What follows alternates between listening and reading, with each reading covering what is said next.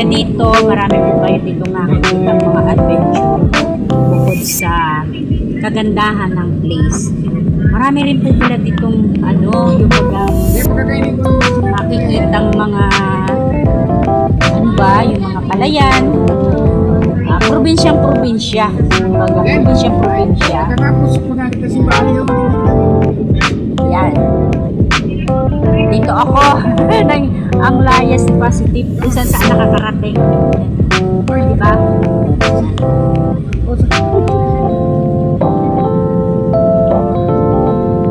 Karamuan. Yan. Proper. Kumbaga ito yung pinaka-sentro. Pero hindi po siya city. Hindi naman siya ata city, kundi province naman. Town. Yes, town. Marami ka rin po dito makikita ng mga mabibili. Yan. Yan. Shout out po sa inyong lahat.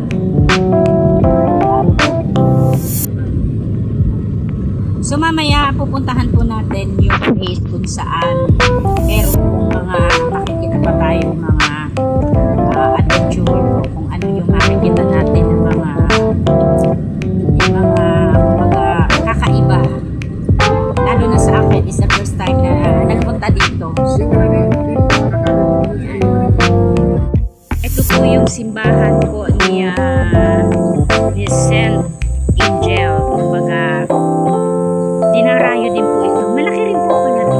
Alam niyo po, may pagka-similarity po siya ng simbahan ng Tabaco City. Ay, panahon pa daw yan ng Kastila. Wow!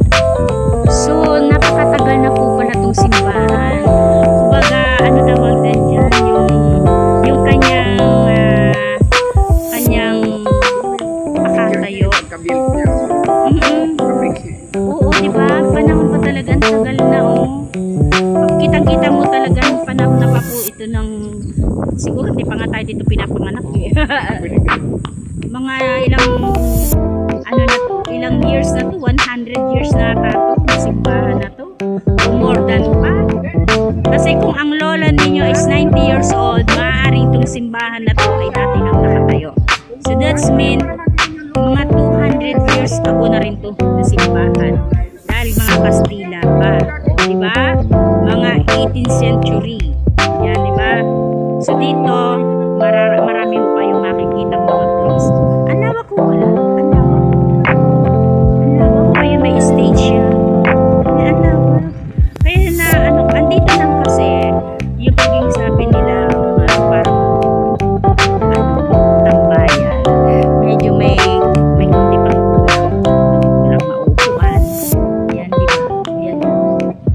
Yan, hindi ko po kayo makikita yung mga nandyan po kasi yung ating mata, hindi po tayo naka-reading glass. Ayan, yan, ang ganda yan, thank you so much sa mga nandito, and syempre thank you so much kay Sis Edsel, siya ang sponsor ko, free po ang pamasahe ko dito. Yes, totoo, wala na akong masabi. Nakakait. Yan, nagpipicture sila.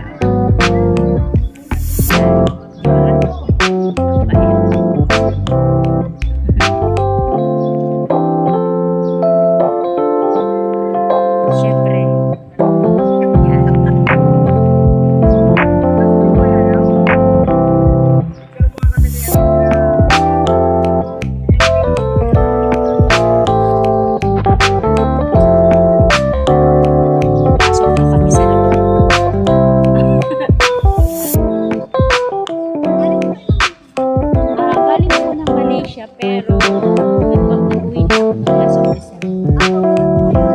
Totally, pa naman masabing for good kasi syempre ang nga lang muna ba kasi mahirap din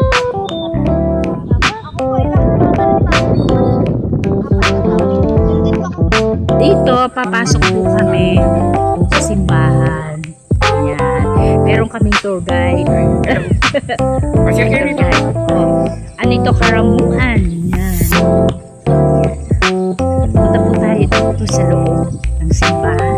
Siguro hindi naman magagalit yung mga ano po dito. Yan.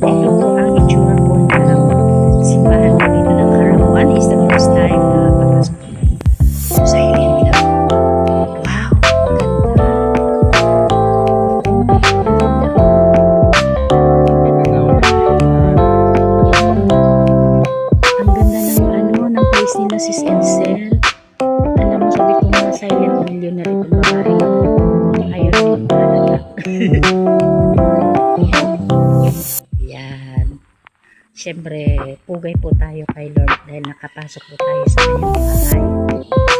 Thank you, Lord, sa safe po biyahe namin. And thank you, Lord, sa everything na binigay niyo sa amin. Yan ang ganda.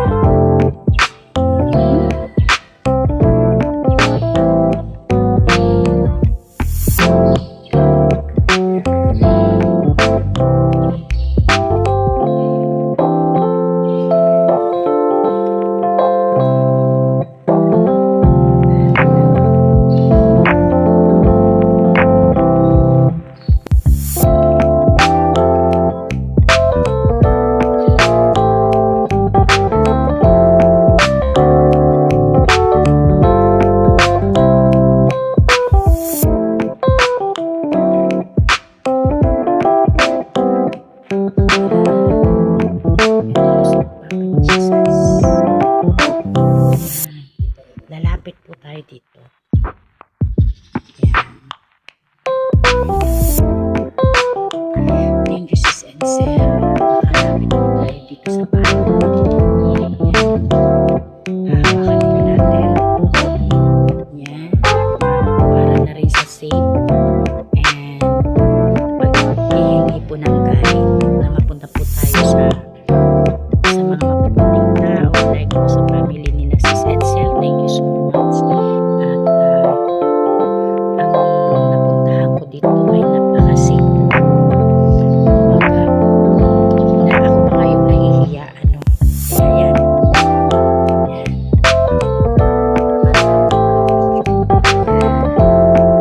Thank you po sa pinagdaan. Ito po ang simbahan ng Karamuan Katedral na napakalawak po. Ayan, napakaganda talaga. Ito siya.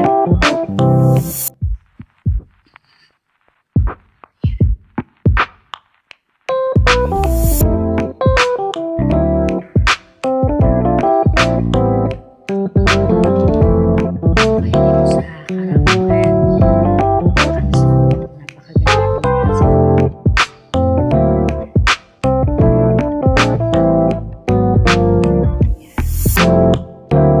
Sis Edsel, thank you sa pagkakataon dito sa akin. Na-discover ko yung place nila na napakaganda. Yan. Yan, paglabas po namin, eto na po yung gilid ng simbahan. Eto na po yung makikita po ninyo na mga views sa labas na malawak. Siyempre, yung gaano kalawak talaga ang ganda. Yan. May mga puno na pwede kung saan ka sa lilim ng puno pwede kang pwede kang umupo muna, pahinga. Yan, di ba? Kasi syempre maganda pa rin yung may mapuno para yung init niya hindi maano, di ba? Sa Karamuan Kamsur, sa place po ni Sis Edsel or si Sis Jelay. Ito po yung pinaka simbahan po nila, katedral. Ang laki, ang lawak, na parang siyang halimbawa ko siya, parang siyang simbahan ng Tabaco City. Yung Tabaco City, ganito rin po yung itsura niya, yung lapad at yung lawak. Ganitong ganito. Ang pagkaiba lang, yung part niya, maraming mga pangbatang laruan, pwede kang mag-swing, pwede kang mag-seesaw. Ayan, marami. Dito kasi, siguro, hindi pa masyadong yung kanilang place. Kumbaga, meron pang papagandahin pa. Ayan. Ang ganda, diba?